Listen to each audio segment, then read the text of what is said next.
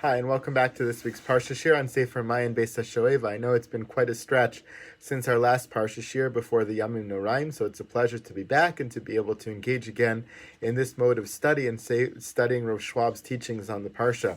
And what a great Parsha to start with, Parshat Breishit, begin the Torah anew, and Parsha that's filled with so many things to talk about.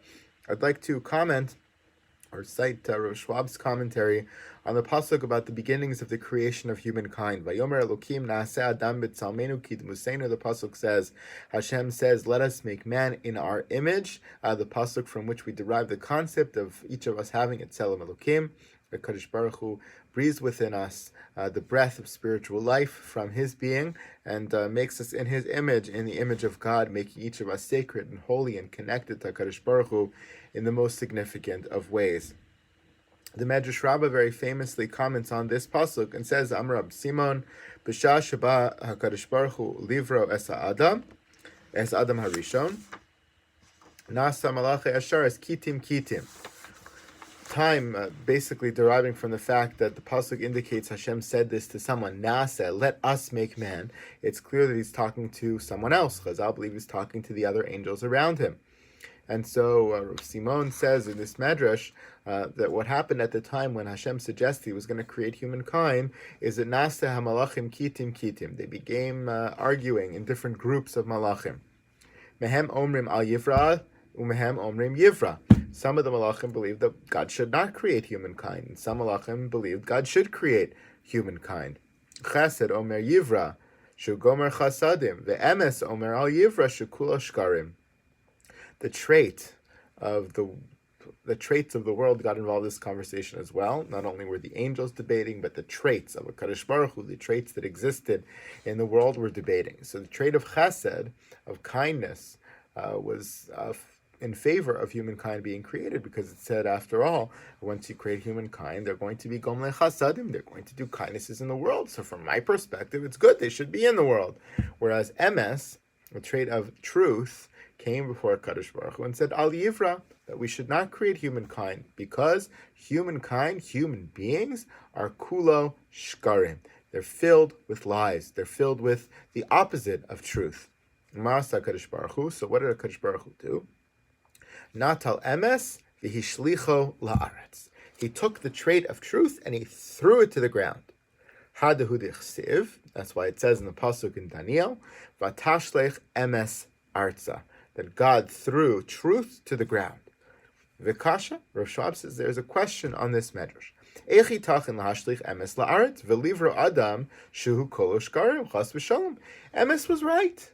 Emes is right that human beings will be filled with lies and contradictions and lack of truth. So how could it be HaKadosh Baruch Hu took this great trait of truth, which is His chosem, His seal, his most salient feature, and took it and threw it to the ground, and created a being that would be filled with lies? Why would He do such a thing?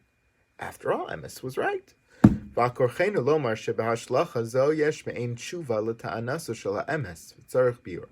must be that by throwing emes to the ground, that phrase, that HaKadosh Baruch Hu was actually responding to the criticism of emes, to the way that emes said that Hashem shouldn't create humankind because it's going to be filled with lies. The throwing it to the ground in a certain way was a response to emes. We have to understand what that response was. Venire, Rav Schwab says it seems as follows. Sheyesh shnei suge emes. There are two kinds of truth. Yesh emes hashayach rak l'shamayim. There is a heavenly truth. V'yesh asher shayach l'shochni teva. And there is one second kind of truth that is the truth that exists here on earth. Ha'emes hashemayimi hu emes la'amito. The most perfect kind of truth is, of course, heavenly truth. That is emes la'amito, without a shred, a hint of anything other than truth. Emes boror bli shum dofi. Absolutely clear truth, without any imperfections. Hamushpa min hashamayim la'avadav haniviim. A truth that comes down from the heaven and into the prophets. The prophets are the vehicle to deliver that truth into the world. Kenusach birchas ha'haftorah, as we say in the brachos after the haftorah, niviei ha'emes v'tzedek. The prophets of emes, the prophets of truth, shu emes bli makom l'shum pshara. There is no deviating from this kind of truth. There is no compromise with this kind of truth. It's an absolute 100% truth, a truth that comes from the heavens, a truth that belongs in the heavens. Kikon mashi yomer hanavi lahachote yan shechatas ben mavet ata v'chadome. The prophet is going to say it as it is. They're going to deliver that message of 100% truth to the people of this world. V'lo yalim, v'lo yatzniya, shum prat. He's not going to ignore anything. He's not going to hide anything. He's not going to cover any details up. Because these were still told to him as an emissary of HaKadosh Baruch Hu. V'ke'en shedibar Shmuel Shaul, v'Gad, Hanavi l'David, v'Yishai l'Chizkiyahu. All the prophets reported brutally harsh truths to their kings. Lo kein ha'emes shel ha'aretz. But the truth of the land, the truth of this world is very different. Sha'adam is chashev imrik she'ashomeya v'shomer nafsho milifgo behazulas. Person presents the truth in a somewhat guarded fashion, worried about what other people are going to think, worried about hurting someone's feelings, worrying about being too truthful towards someone and having them recoil. Ve'ein lo ela emes shelili. The only truth that we have in this world is the absence of untruth, the absence of a lie. We have two psukim which tell us that lying is prohibited in Bar Sheker Tirchak and Parshas Mishpatim, V'lo teshakru ish ba'amiso and Parshas Kedoshim. We're not allowed to lie, and so truth just means not lying in our world. Aval ha'emes hashemayim nimtza rak etzel nevi ha'emes she'ikar koach nevuasa mevusas al ha'emes shel maila. True truth only lies in the heavens, or in the way that the prophets bring it down from the heavens, a truth that human beings are just not capable of stating with clarity and stating fully in this world. No nitan livnei adam ha'emes shel shemayim ela emes hashayach lahem. Human beings were not given the truth of heaven, they were given the truth of the world. It's perhaps what the Gemara says in Baba Basra when it says, that once the Beis HaMikdash was destroyed, prophecy was taken away from the prophets and given to the young children and to people who lack certain cognitive abilities, the shotim. Doesn't mean that they're like prophets. The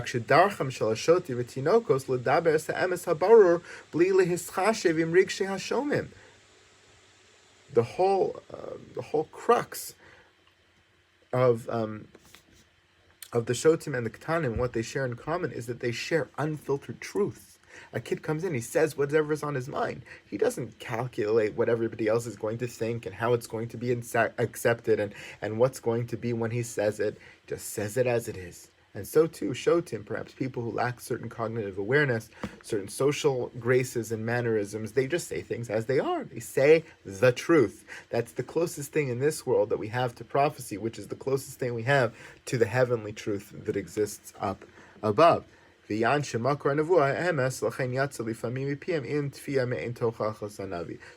kids and sometimes shotim might say things which have a hint of nevuah. Not that they're neviim. The Gemara is suggesting that there's a commonality between them. None of them shared filtered truths. They all share absolute truths.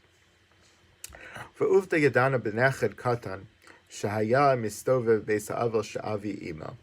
a story that Rashwab tells over here about a little child who's circulating in the Shiva house for his maternal grandfather. When his paternal grandfather comes in the room, so he runs up to him and asks him the question, Lama meis hasaba acher v'lo ata? Why did my other grandfather die and not you? It's totally inappropriate thing to be able to say, totally insensitive thing to say, but that's the truth. That's the truth that comes out of a kid's mouth. He sees it as it is, and he says it as it is. Unfiltered truth. In a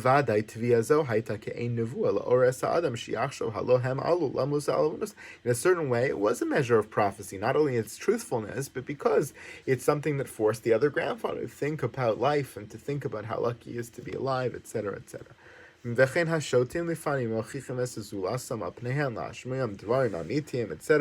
People lack a certain social skills or cognitive abilities might have the same outbursts of very truthful things to say without any filter.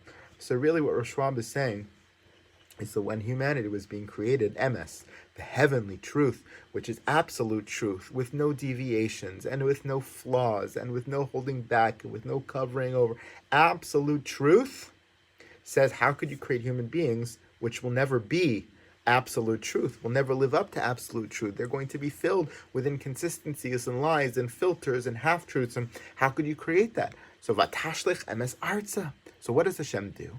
Originally we thought, how could he just discard emes and say, too bad, I'm creating human beings anyways. After all, emes was right. So Rosh Schwab says, no. What the Medrash means is vatashlich emes arza. That Hashem took truth, heavenly truth, absolute truth, and he sent it down to earth.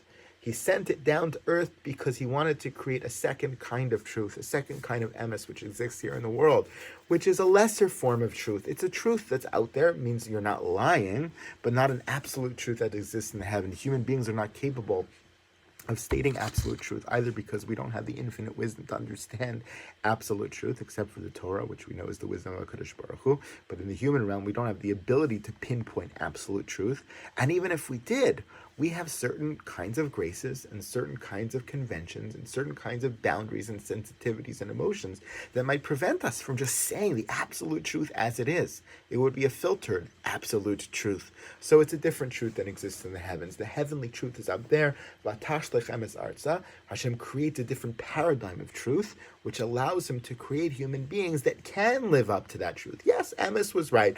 They can't live up to the heavenly absolute truth, but they can live up to the truth at their level, the truth that is as it exists in the world below, a truth that is great and is important, but not quite at the level of the absolute truth in the heavens. We should all strive to live up to the earthly truth, the earthly emes that Hashem implanted in this world, and Hashem expects us to live up to, not just the absence of lying, but being as truthful as we can be at our level of thinking, our level of understanding, and our level of interacting with others. Shabbat Shalom.